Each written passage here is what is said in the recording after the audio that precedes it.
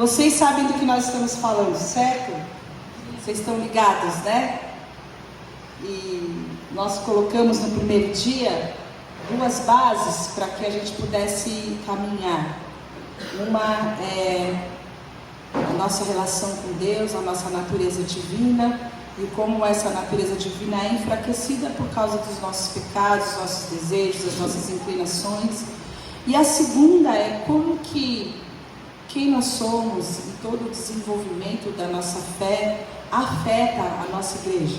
Como que isso afeta-nos como um corpo, como um todo.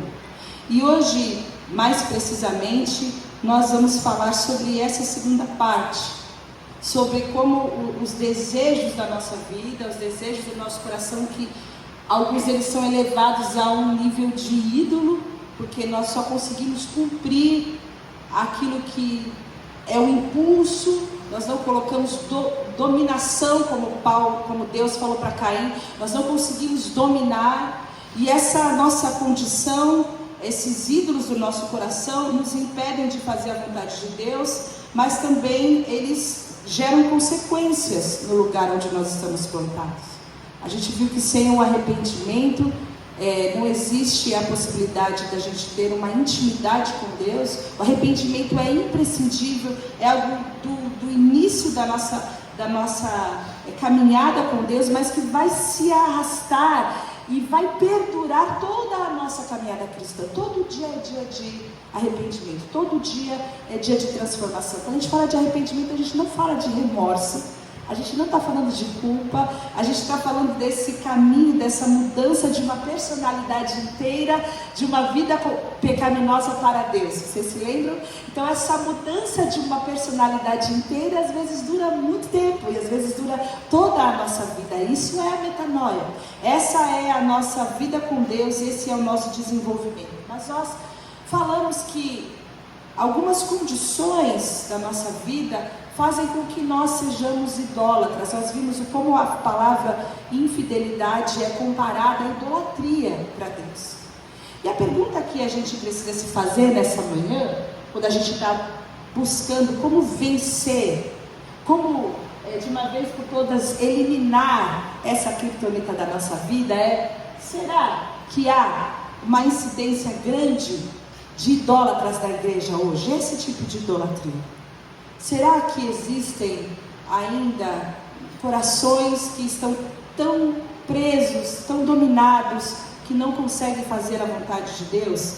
E eu quero ler com você um texto super conhecido de Mateus. A gente vai ler Mateus 7, de 20 a 23, que fala o seguinte: Jesus está falando com os seus seguidores, ele está falando para aqueles que o seguem, ouvem as suas palavras, e ele fala o seguinte: pelos frutos vocês vão ser conhecidos. Pelos frutos vocês os reconhecerão. Nem todo aquele que me diz Senhor, Senhor, entrará no reino dos céus, mas apenas aquele que faz a vontade do meu Pai que está no céu, nos céus. Muitos me dirão naquele dia: Senhor, Senhor, não profetizamos nós em teu nome, em teu nome não expulsamos demônios e não realizamos muitos milagres? Então lhes direi claramente: nunca os conheci. Afastem-se de mim, vocês que praticam o mal. Nesse texto, Jesus aponta um futuro onde ele vai separar os seus seguidores. Ele vai separar os seus seguidores pelos seus frutos. Se você ler os versículos anteriores, ele está falando que uma árvore boa dá bons frutos, uma árvore ruim dá maus frutos, e é pelo fruto, pela vida, que você conhece a árvore.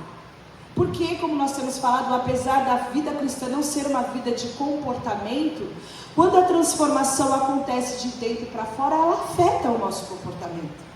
Não é das boas intenções do nosso coração apenas que a nossa transformação vai acontecer, ela vai vir do coração e ela vai reverberar na nossa vida, em todas as áreas da nossa vida. Então, quando nós entendemos que Jesus está separando, ele está falando: olha o seguinte, vocês são meus seguidores. Ele não está falando com os seguidores de Buda, de Maomé, de Hare Krishna, ele está falando com os seguidores dele. Vai acontecer um momento em que vocês vão ouvir: eu nunca vos conheci. E o texto fala que essas pessoas o chamam de Senhor, Senhor. Toda vez que a gente vê duplicada uma palavra lá no original, é para dar ênfase, para entender que aquelas pessoas, elas tentavam ser seguidores de Jesus.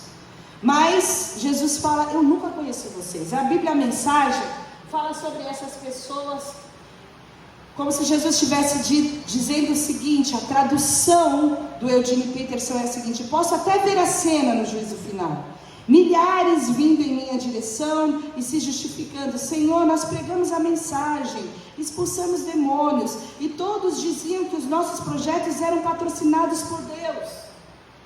Nós éramos esse tipo de gente boa, gente que estava lá trabalhando, gente que estava lá servindo. E esse texto deixa a gente numa situação muito complicada, porque a gente estava vendo que ninguém que pode se corromper se não tiver passado pelo verdadeiro arrependimento, essa mudança, essa transformação. Mas aqui nesse texto diz que muitos dirão. Naquele dia não vão ser poucos, não vai ser uma minoria, porque essa palavra muitos, ela pode ser substituída por muitos, por milhares e por uma maioria. Olha que perigo desse texto que nós estamos enfrentando. Se você substituir, milhares dirão, Senhor, Senhor, em teu nome eu fiz isso e aquilo. Ou se você substituir, uma maioria vai vir me dizer, Senhor, Senhor, em teu nome eu fiz isso e aquilo, e o Senhor vai dizer, eu nunca vos conheci.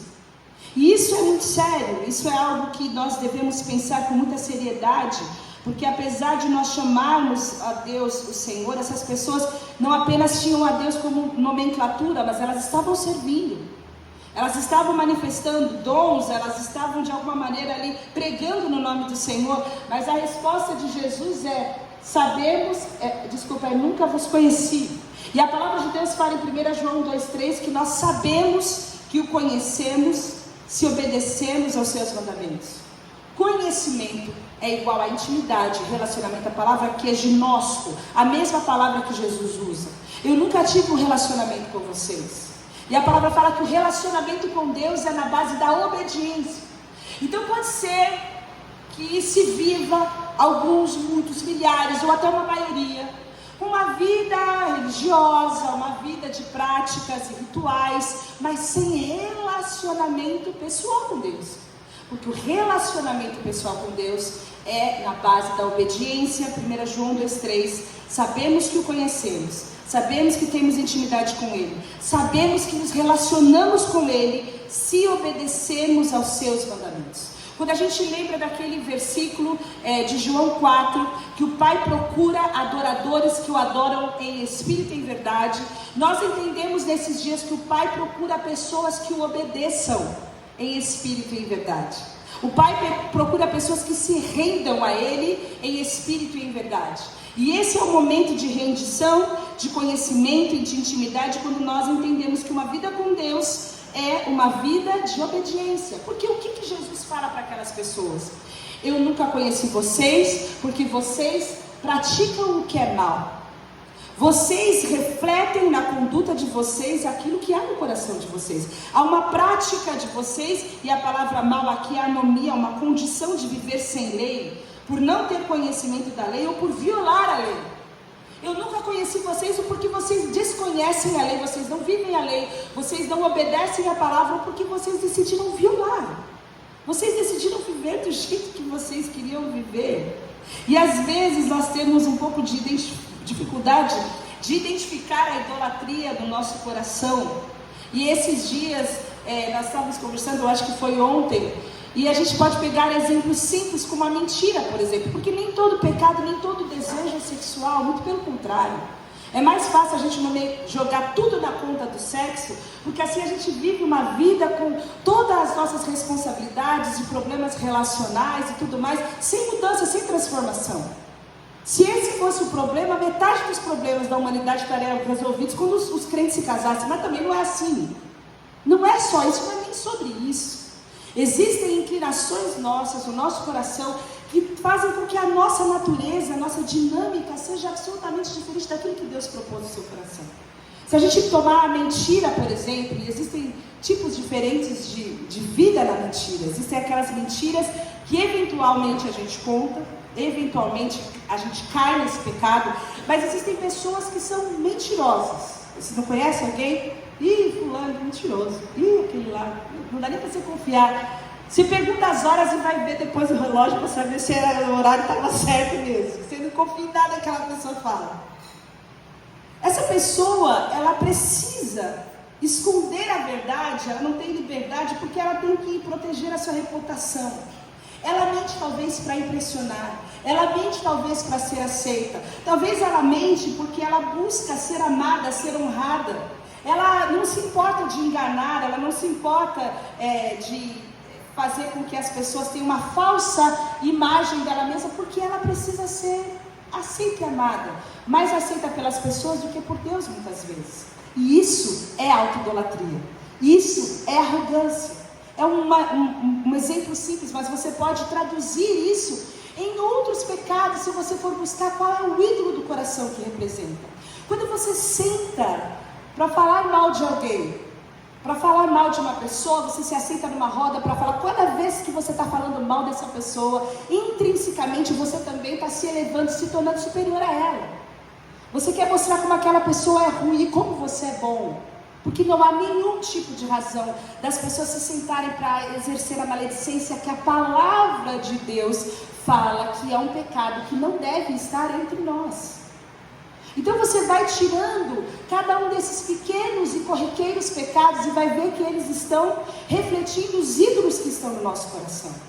Coisas que precisam ser transformadas, coisas que precisam ser mudadas e também são idolatria. E o que é mais triste é que nós estamos acostumados com essa vida de carnalidade. Nós estamos acostumados com cristãos que são cristãos carnais. E que uma grande maioria não... Vocês conhecem as cartas do Apocalipse que foram escritas para 7 igrejas. Essa é uma dessas igrejas. E a palavra de Deus manda uma carta para essa igreja, era uma carta dirigida ao anjo da igreja, à autoridade da igreja, que diz o seguinte: essas são as palavras do Filho de Deus, essas são as palavras de Jesus, cujos olhos são como chama de fogo e os pés como bronze reluzente. Conheço as suas obras, o seu amor, a sua fé, o seu serviço, a sua perseverança, e sei que você está fazendo mais agora do que no princípio. No entanto, contra você tenho isso: você tolera Jezabel, aquela mulher que se diz profetiza. Com seus ensinos ela induz os meus servos à imoralidade sexual e a comerem alimentos sacrificados a ídolos. Dei-lhe tempo para que se arrependesse de sua imoralidade sexual, mas ela não quer se arrepender.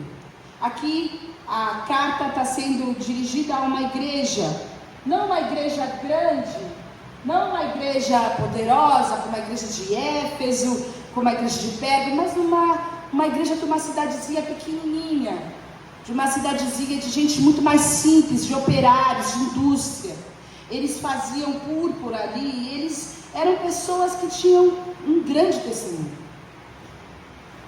Jesus se apresenta com aqueles que têm os olhos de chama de fogo, que veem todas as coisas, e os pés de bronze, dada a sua imutabilidade, o seu poder, a sua glória imutável, inabalável diante da corrupção. Mas ele fala: eu conheço as obras de vocês. E olha que coisa linda, eu vou voltar para vocês verem. Eu conheço o amor de vocês, vocês têm amor entre vocês, vocês têm fé. Eu conheço o serviço de vocês e a perseverança de vocês. E vocês estão crescendo. Vocês são cada vez melhores. Vocês são melhores em amor, vocês são melhores em fé, vocês são melhores em serviço, vocês são melhores em perseverar. Essa é uma igreja abençoada, uma igreja que a gente não vê tanto por aí, cheia de amor, cheia de fé, cheia de serviço, uma igreja que perseverava. Mas existia uma coisa contra essa igreja ativa, essa igreja crescente, essa igreja perseverante. A palavra de Deus fala que Deus, ele não tolerava, aquele povo tolerava a Jezabel. Eu não sei quem se lembra quem era Jezabel aqui, se a gente falar Jezabel, e é mais uma história que você vai ter que pedir para o seu irmão, para o seu companheiro contar, mas ela é uma figura fortíssima do Antigo Testamento. Ela é a mulher de Acabe, que era rei, governante de Israel. E aqui é a palavra, quando fala você tolera a Jezabel, não é a Jezabel, mas é um comportamento, é uma influência, é um tipo. E ele está falando, Jesus está falando para a igreja, você tolera esse tipo de gente, esse tipo de influência dentro da igreja, uma influência de Jezabel, uma influência de idolatria. Essa mulher Jezabel, ela era uma idólatra, ela casou com o rei Acabe, ela adorava não só a Baal, mas ela também adorava a deusa Azera, e ela trouxe muitas centenas de pessoas pagãs para dentro do povo de Israel, e ela incluiu cultos a esses deuses, essa religião pagã dentro do povo de Israel, e ela queria equiparar esses deuses ao Deus de Israel. E ela era uma pessoa fortíssima, dominadora, gente ruim, que trouxe inúmeras violências ali dentro do povo de Israel. Ela era impulsiva. Nós conhecemos a história quando Elias entra em cena, desafia aquela mulher, desafia os adoradores de Baal, e eles vão lá para o monte. Você se lembra da história que joga água, cai fogo, e aí depois de tudo aquilo a glória do Senhor é conhecida. Mas esse espírito, essa prática idólatra foi algo que foi infiltrado no meio do povo de Deus por causa dessa mulher Jezabel. E esse espírito de Jezabel era aquele que estava entrando no meio da igreja de Tiatira. Ela começa a pregar uma suposta liberdade. Vocês podem fazer o que vocês quiserem, vocês podem ser idólatras, vocês podem cometer todas as imoralidades sexuais. E essa suposta liberdade estava trazendo algo muito sério para a igreja, porque o problema não era a presença de Jezabel ali. Jesus fala para aquela igreja que o problema deles é que eles estavam tolerando a Jezabel, eles estavam tolerando o pecado, eles aprenderam a se acostumar com a ideia da imoralidade, eles aprenderam a se acostumar com a ideia da presença do pecado na igreja, com a idolatria na igreja. Tá tudo bem, deixa que ele venha, fica aqui, deixa a pessoa aqui, um dia o Espírito Santo vai falar com ela, deixa a fulana aí, 20 anos, o fulano está lá, continua com a mesma vida, a mesma situação, está tudo certo, está sendo tolerado esse pecado. E esse era o problema dessa igreja, porque essa tolerância ao erro não era um sinal de amor e nem de maturidade, mas era uma permissividade. Essa permissividade entristecia o coração de Deus. E a palavra fala, depois você vai continuar lendo lá no capítulo de Apocalipse, Deus falando, eu dei tempo para que ela se arrependesse, mas ela não quer se arrepender. Ela teve a oportunidade do arrependimento, que é essa oportunidade que nós temos hoje, que nós temos cada vez que nós nos aproximamos de Deus, mas a pessoa, o espírito, a tolerância, a permissividade não trouxe o ambiente para um arrependimento, uma transformação verdadeira. E aí o que acontece no versículo 22 é que Jesus fala, por isso eu vou lançá-los em uma cama de sofrimento e trarei grande tribulação aos que cometem adultério junto com ela. E nós sabemos que o adultério é essa infidelidade, essa falta de comprometimento, essa falta de cortar os laços com a velha vida, esse comportamento de Ângela. A gente que vai se comportando desse jeito vai tendo esse espírito de Jezabel e tendo também esse comportamento adúltero para com Deus. E a pergunta que nós precisamos fazer é como que nós vamos eliminar isso de dentro da nossa vida e da nossa comunidade? Se nós entendemos que os nossos pecados refletem e que eventualmente há essa tolerância, como que isso pode ser mudado? Como que nós lidamos com a verdade e com a santidade? Entendem? Verdade e santidade. Porque muitas vezes quando nós encaramos a verdade, nós não achamos a santidade. E perigosamente outras vezes nós achamos a santidade, mas naquela santidade não há verdade. Como que nós vamos viver essa verdade e essa santidade? Porque o texto está trazendo um alarme muito sério para nós. Essa tolerância que Jesus está avisando é para uma igreja crescente, para uma igreja abundante, para uma igreja amorosa, para uma igreja que serve, para uma igreja que é perseverante. Mas ela tinha um problema, ela era permissiva. Ela permitia, ela admitia, ela não se opunha, ela não denunciava. Ela fazia uma cama, uma tendinha para que o pecado permanecesse ali no meio dela. E aí eu me pergunto, que tipo de amor é esse verdadeiro que nós temos quando nós vemos os nossos irmãos, as pessoas que nós amamos, indo para o precipício, e a gente está lá do lado dele, permitindo que a vida dele seja uma vida que está se perdendo. Que amor é esse? Será que esse é um amor verdadeiro? Será que esse nosso medo de desagradar ao homem é um medo maior do que o medo que nós temos de não obedecer a Deus? Porque cada vez que a gente silencia, a gente consente. Cada vez que a gente deixa de ministrar, deixa de pregar, deixa de advertir, deixa de exortar, deixa de demonstrar, a nosso silêncio é uma comunicação. Nosso silêncio é uma comunicação não verbal. E nós sabemos onde nós estamos envolvidos, nós sabemos que há uma influência no mundo, porque o mundo jaz no maligno. A pergunta que nós precisamos fazer é como nós vamos transformar os ambientes onde nós estamos inseridos com pessoas que estão vivendo, violando a lei de Deus, pessoas que estão vivendo sem cumprir, sem obedecer, estão tão próximas a nós. Tem um ditado muito conhecido, que está anotado na parte verde, não vai dar para ler, é que o necessário para que o mal triunfe é que os homens bons não façam nada. Você conhece isso? Para que o seu irmão continue vivendo a vida que ele está vivendo, é só você ficar quietinho, sem orar com ele, sem ministrar para ele, sem confrontá-lo. Aí vai dar tudo certo. É você e ele indo para o precipício, você acompanha ele até dando as suas últimas palavras de amor e de encorajamento. Mas eu tenho uma palavra que está em Efésios 4, que diz o seguinte: propósito, está falando sobre o propósito de Deus para nós como igreja, é que não sejamos mais como crianças, levadas de um lado para o outro pelas ondas, nem jogadas para cá e para lá por todo o vento de doutrina e pela astúcia e esperteza dos homens que induzem ao erro.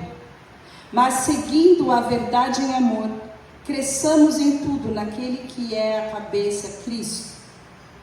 Há uma maturidade na nossa fé cristã. E essa maturidade vai fazer com que nós sejamos comprometidos e responsáveis pelos nossos irmãos. E nesse comprometimento, nessa responsabilidade, nós vamos precisar seguir a verdade e seguir em amor. Nós precisamos ter uma relação com os nossos familiares, cônjuges, falando a verdade e falando em amor. Nós precisamos ter uma relação com os nossos filhos, falando a verdade e falando em amor. Nós precisamos ter uma relação com os nossos amigos, falando a verdade e falando em amor. E isso é muito mais difícil do que esse texto apresenta. É uma prática muito complicada, que exige muito amor e muito comprometimento. Você decidir que você vai seguir falando a verdade do lado de alguém, e você não perder o amor no meio dessa caminhada. Porque é o amor que vai fazer com que você persevere, você module e você tempere as suas palavras. Mas você precisa aprender a falar a verdade e falar em amor. Porque é essa verdade com amor que o texto está dizendo que vai fazer com que a gente cresça. Com que a gente deixe de ser menino. Com que a gente deixe de ser inconstante. Com que a nossa vida deixe de ser um eterno sobe e desce espiritual. Um dia muito perto de Deus, outro dia totalmente afastado de Deus. Esse looping é uma imaturidade espiritual. E quando nós crescemos nessas duas bases. Porque a verdade sem o amor é um legalismo, é uma regra, ela é dura, ela exclui, ela machuca. E muitas vezes também o amor sem a verdade é esse Jesus falsificado que nós falamos ontem, que aceita tudo, que tolera tudo, senta aí, fica aí, vai ficando por aí, não precisa mudar nada não, Jesus te aceita assim mesmo. E Jesus aceita, mas Ele transforma. Jesus aceita a si mesmo, mas no curso da caminhada, quando nós o conhecemos, automaticamente nós passamos a obedecê-lo. Conhecer é obedecer. Se não há transformação e não há obediência, não há conhecimento, não há arrependimento. E essas verdades que evitamos fazem com que as pessoas permaneçam como elas estão. Permaneçam exatamente desse mesmo jeito. Jesus fala, olha, eu dei um tempo para Jezabel se arrepender, mas ela não se arrependeu. E nós precisamos entender como que nós vamos amar os nossos irmãos e viver nessa verdade. E nós precisamos colocar as lentes da eternidade. Nós precisamos entender que há muito mais além da vida do que nós vivemos no nosso cotidiano. E eu quero tomar um exemplo do café da manhã, por exemplo. Talvez não daqui, talvez o melhor café da manhã que você já tomou. Aquele hotel, que quando você chegou naquele buffet, tinha absolutamente um monte de coisa que você nunca comeu. E aí é o seguinte, se você vai ficar um dia só, você vai chegar às 8, só vai levantar daquele café da manhã às 10h30, depois que todo mundo já estiver recolhendo as coisas. Você vai comer o máximo possível, aquele monte de coisa. Mas se a sua estada for longa, você vai, um dia você come uma coisa, no outro dia você come, lá pelo terceiro dia, poxa, é o mesmo bolo de novo, o mesmo waffle de novo, a mesma Nutella, o mesmo suco. Aquilo já perde aquela angústia de você comer o máximo possível. E aí você evita ficar estufado e ganhar uns quilos extras, você consegue trabalhar sabendo que você pode fazer aos poucos um pouquinho mais. E algumas pessoas, elas vivem a vida sem ter esse ponto, esse contexto da eternidade. De saber que nós estamos aqui, mas nós não somos daqui. Que essa vida que urge, onde as pessoas querem comer o máximo possível, viver o máximo possível, pecar o máximo possível, divertir o máximo possível, viver esse carpe diem, onde você tem que aproveitar ao máximo tudo que você puder, é uma vida que vai nos levar num abismo, muito rapidamente. Quando nós temos uma perspectiva da eternidade, tudo é diferente. Paulo fala sobre isso, quando nós lemos a palavra de Deus em Coríntios, que se você não tem uma perspectiva da eternidade, se você não sabe que os mortos vão ressuscitar, a gente vai viver como aquele ditado da época, vamos comer e beber, porque amanhã a gente vai morrer. E esse é o lema da nossa sociedade, vamos comer, vamos beber, vamos castar fofinha, vamos viver a vida, porque amanhã a gente vai morrer, essa é a vida, vamos pecar, está todo mundo vivendo, aí mas já já a gente morre, a vida é uma só. E esse conceito de vida, esse conceito de uma vida sem a eternidade com Deus, é uma vida que faz com que a gente viva sem nenhum tipo de responsabilidade. E isso só se rompe quando a gente entende que aqui a gente faz, e aqui a gente escolhe, e aqui a gente determina aquilo que vai reverberar na eternidade. A vida é muito mais do que os nossos desejos imediatos. E se você souber que você vai poder viver para encontrar com o Senhor Jesus, se você colocar na sua linha do tempo o que são esses pecados, essas escolhas que você está fazendo aqui, perto da eternidade com Cristo, das coisas tremendas que têm sido preparadas para aqueles que o amam, perto das maravilhosas graças e promessas que estão preparadas para nós, tudo ganha um sentido novo, diferente. E nós precisamos olhar os nossos amigos, nós precisamos olhar as pessoas que nós estamos evangelizando, que nós amamos, e até mesmo nós, entre nós, com essa perspectiva. Eles podem sim ser incomodados e fazer renúncias, pequenas renúncias, e deixar a vida que estão fazendo erradas aqui, porque isso vai valer muito a pena amanhã na eternidade com Cristo. Vai valer muito a pena com Cristo, e isso só pode ser ministrado com amor. Essa é a verdade que só pode ser ministrada com amor. Existe um único jeito da gente transformar a tolerância em intolerância, que é com amor. E a palavra de Deus fala que o amor ele é paciente, o amor é bondoso, o amor não inveja, o amor não se orgulha, o amor não se vangloria, o amor não é rude, o amor não busca os seus próprios interesses, o amor não se irrita, o amor não guarda rancor, o amor não se alegra com a injustiça, o amor nunca desiste. E Deus é o próprio amor. E quando você compreende isso, você passa a se relacionar com as pessoas com amor. Você nunca desiste delas, você não vai guardar rancor para elas, você não vai se orgulhar, você não vai invejar, você não vai ser alguém impaciente, não vai buscar os seus próprios interesses, porque existe um interesse maior que é a vida da outra pessoa. E esse amor, essa forma de nós nos relacionarmos vai trazer muita cura e principalmente abrir caminhos para que a gente chegue ao coração dos nossos irmãos. Muitas coisas que nós falamos com boas intenções são perdidas, porque nós falamos sem amor. Coisas boas, coisas importantes, coisas que nossos irmãos precisam ouvir, mas nós falamos sem amor. E Deus é amor. E se nós queremos que o reino de Deus seja estabelecido entre nós, nós precisamos começar com o amor. Então se você for trazer a verdade e você não for bondoso, Se você for levar a verdade, você não for paciente, se você for exigente, se você estiver irritado, se você estiver com rancor, você não vai estar guardando os mandamentos do Senhor. Você não tem liberdade para chegar e falar a verdade no nariz de qualquer pessoa em nome de Deus, se você for fazer isso sem amor. Isso não é o reino de Deus. Isso é também uma intolerância. Mas não é uma intolerância que vai trazer vida, vai trazer morte. Nós só temos a condição de gerar vida nos nossos irmãos se nós levarmos a verdade em amor. E isso é algo que nós não estamos acostumados a fazer. A gente gosta daquele outro versículo que fala: naquele dia cada um vai dar conta de si mesmo a Deus. Deixa a pessoa aí, não quero saber, ninguém vem me contar, não. Nós não estamos preparados para assumir a responsabilidade de que nós somos as pessoas que toleram o pecado. E aí a gente tem que questionar que amor é esse. Porque a palavra de Deus é muito clara quando ela fala: olha, vocês precisam se exortar. Exortem-se e edifiquem-se uns aos outros.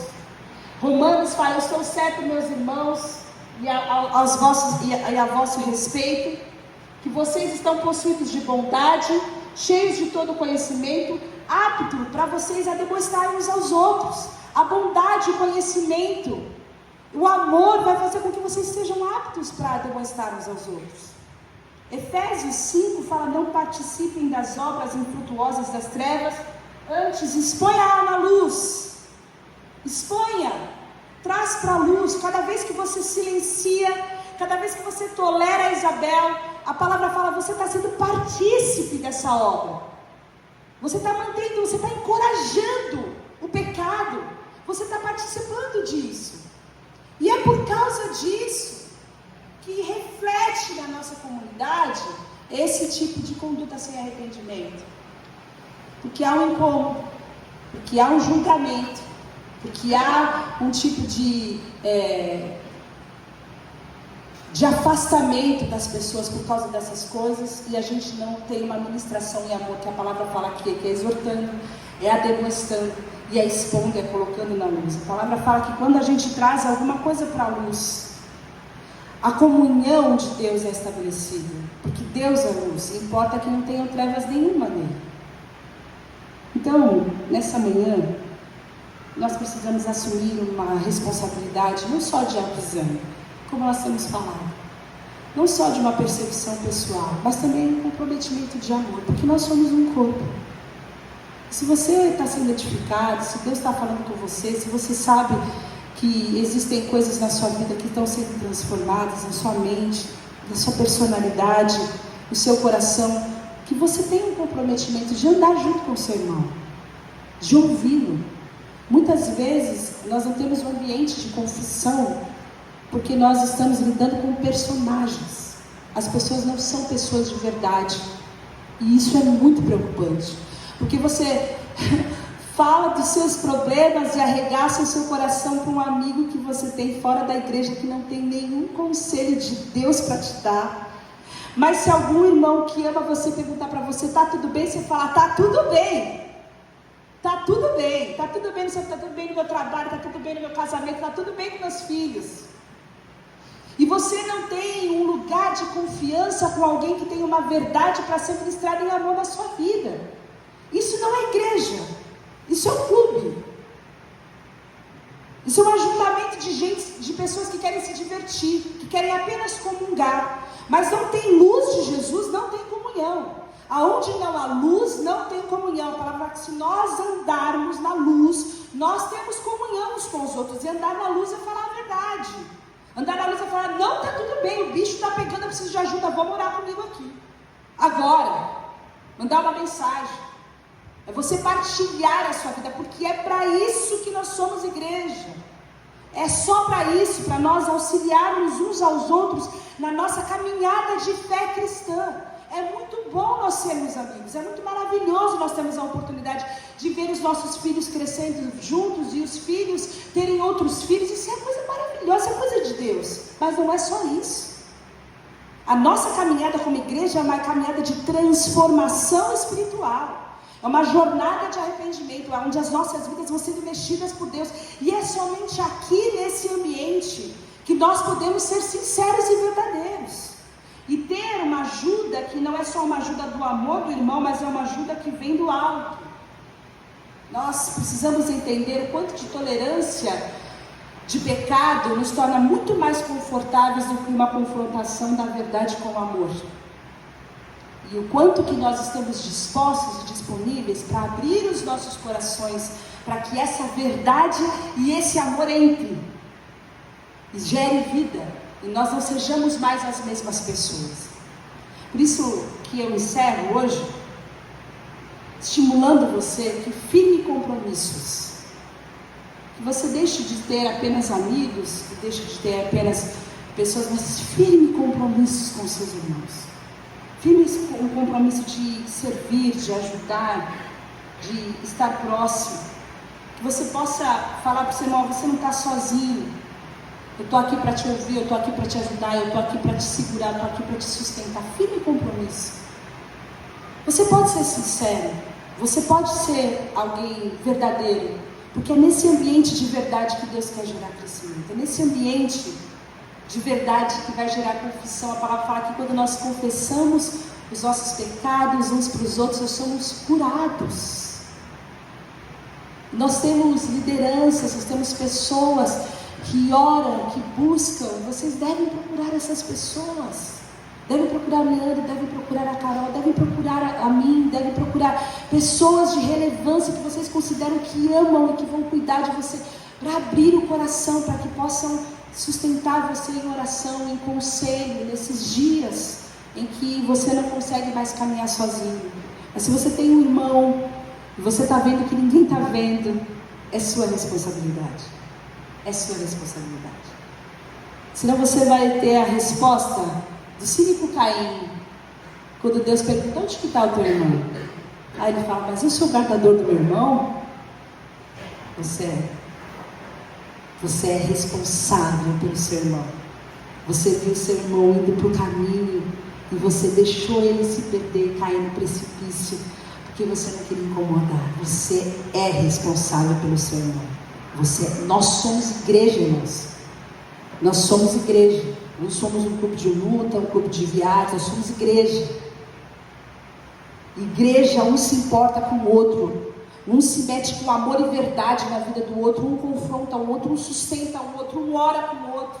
E a gente vai seguindo assim até que a nossa estatura seja uma estatura de gente adulta, de gente madura, que está crescendo em amor e não está sendo mais levado pelos ventos da vida e das instabilidades, porque nós somos um e nós somos mais fortes quando nós estamos crescendo em verdade e crescendo em amor. Então, meu estímulo para você é que você faça um compromisso com o seu irmão, que você seja de verdade, que você pare de ser um personagem, porque aqui não é museu de santo, aqui é um lugar, um hospital de pecadores, é um lugar onde a gente pode rasgar o coração, onde não tem ninguém melhor do que ninguém, onde é a graça de Jesus que nos sustenta. E a gente vai indo junto, vai sendo transformado junto, e a gente vai dando testemunho das coisas que mudaram na nossa vida, e a gente vai alegrando uns aos outros, porque onde a gente estava preso, agora a gente já não está mais, porque a graça de Jesus abundou lá onde superabundou o pecado, como o Vini lembrou ontem, e é isso que nós somos chamados para ser. Igreja de Jesus, igreja que exorta, igreja que ademoesta, igreja que sustenta, igreja que leva a verdade em amor. Que Deus nos ajude a eliminar a criptonita da nossa vida através dessa unidade. Porque eu não quero ser como a igreja de Tiatira. Até que eu gostaria de ser uma igreja cheia de amor, cheia de fé, uma igreja que trabalha muito em serviço, uma igreja que é perseverante, mas não a igreja que tolera o pecado. Então que Deus nos guie a todos e cada um de nós, para que sejamos firmes, constantes, sempre abundantes, sabendo que o nosso trabalho não é vão. E começando às vezes muito mais próximo do que a gente imaginaria. Talvez tenha alguém já muito próximo de você, que conhece você e que você pode ser sincero com essa pessoa. Faça isso.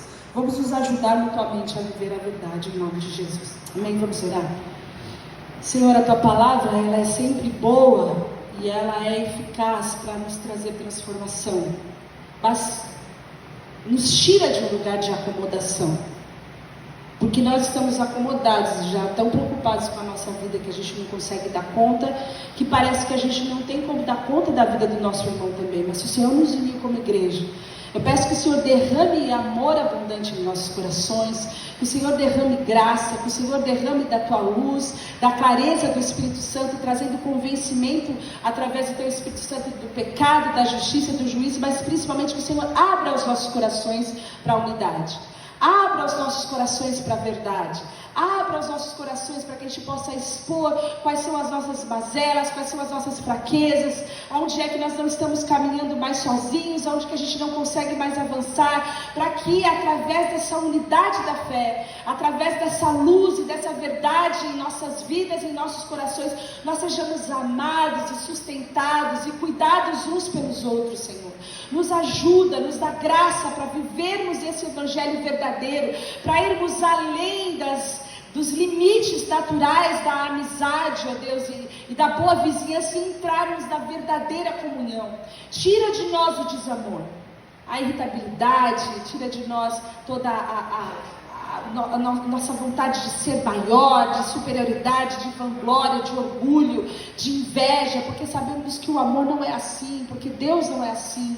Nos ajuda a viver o amor com intensidade, com verdade. Nos ajuda a considerarmos as pessoas mais importantes do que nós mesmos.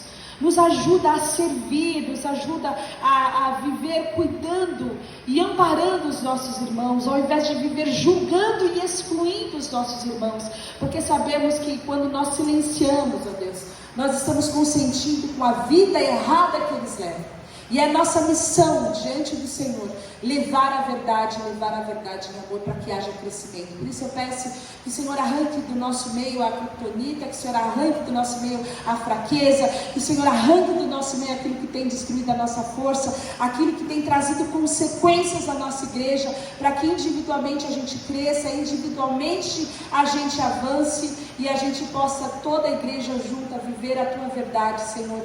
Esse é o meu pedido em nome de Jesus. Amém. Amém, meus irmãos.